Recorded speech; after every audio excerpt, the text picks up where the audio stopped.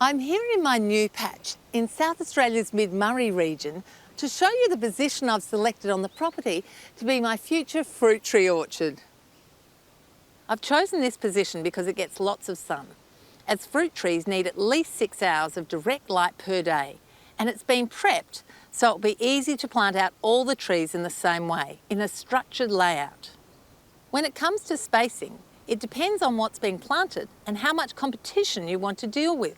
The closer you plant, the smaller your trees are more likely to be. Thankfully, the soil here is pretty good compared to elsewhere on the property, and fruit trees are reasonably tolerant of different soil types as long as they're well drained and you can add lots of organic matter. I've already dug a large hole in preparation. If your soil is extra dry, you can fill it with water and let it drain first before planting. I'm adding gypsum to improve drainage in the clay, and as usual, compost is key. If the soil is really heavy clay, you can also plant in mounds to improve drainage.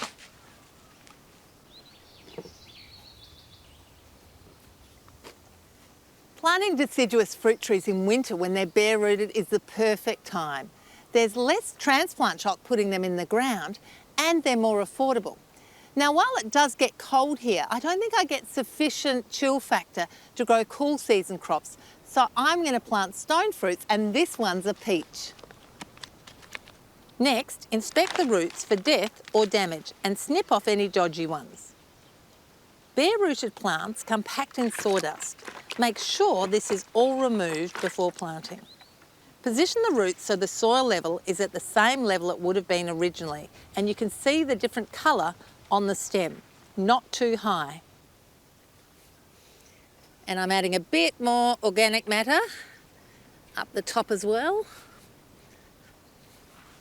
You can see how quickly the addition of compost changes the colour of the soil.